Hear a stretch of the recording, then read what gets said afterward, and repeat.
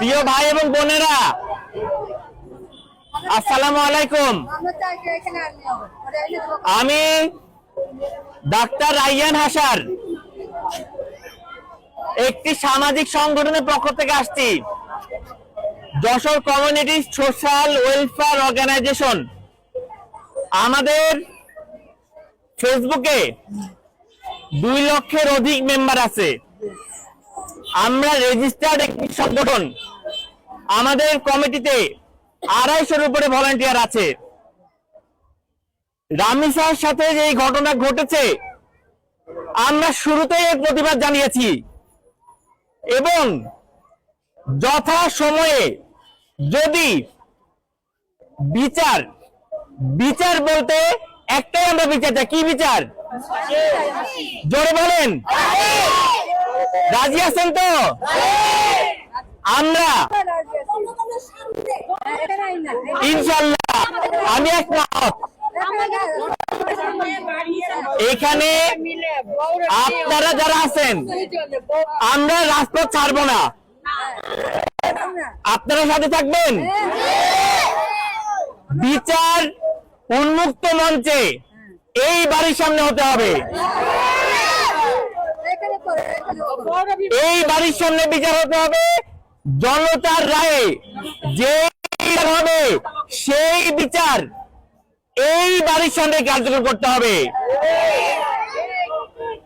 বিভিন্ন অজুহাত দেখিয়ে, আইনের ফাঁকফোকর দেখিয়ে বিচার কার্য দীর্ঘায়িত করা হবে, তারপরে বন্ধ করা হবে। এই ধরনের কোন ষড়যন্ত্র আমরা মেনে দিব না ইনশাআল্লাহ।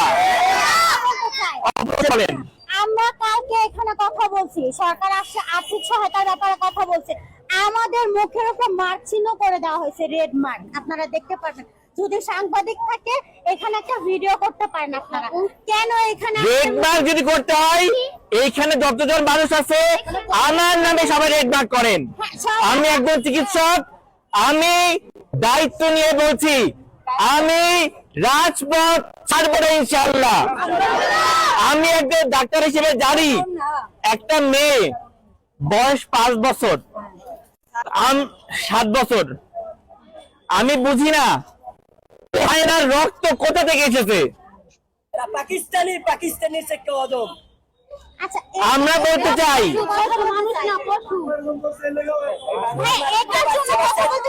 এই জনতার মঞ্চে বিচার হতে হবে, এখানে আদালত বসাতে হবে, প্রকাশ্যে বিচার হতে হবে এবং সেটার লাইভ টেলিকাস্ট হবে।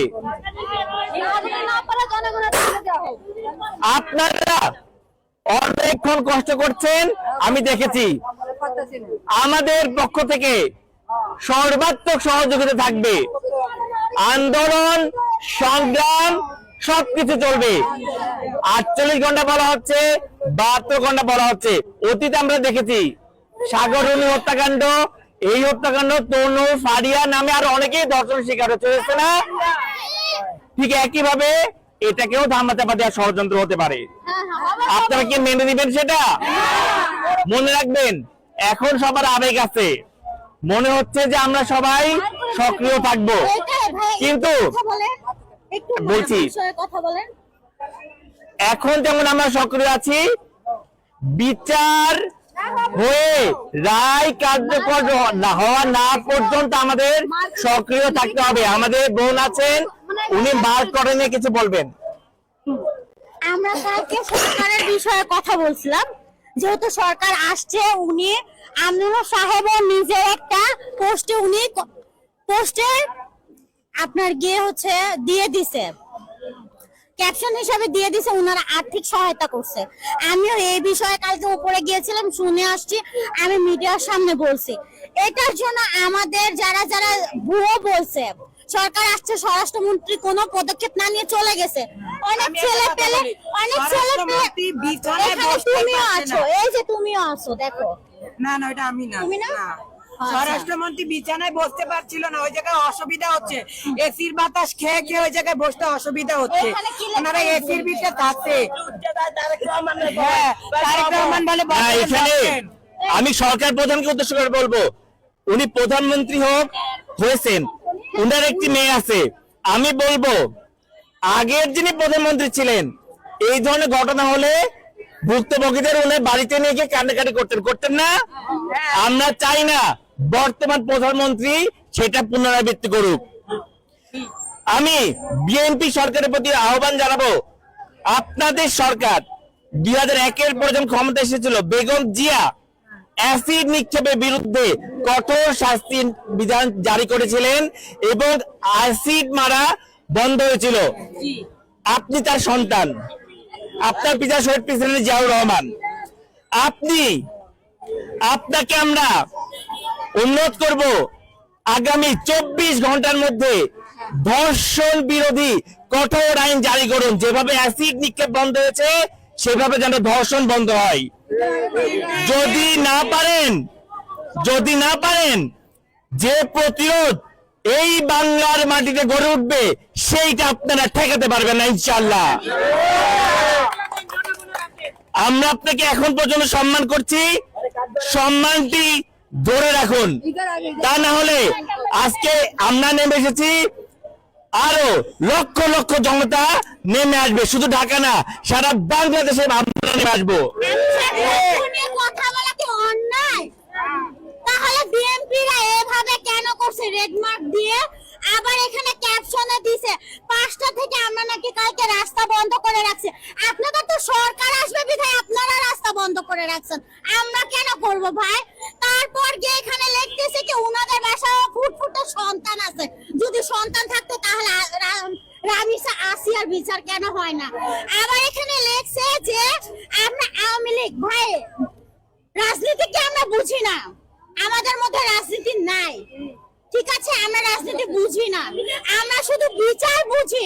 আমরা বুঝি যে আমার বোন যাতে ধর্ষণ না হয়, আমার কোনো ভাই ধর্ষণ না হয়, কারো হত্যা না হয়, আমরা এটা বুঝি।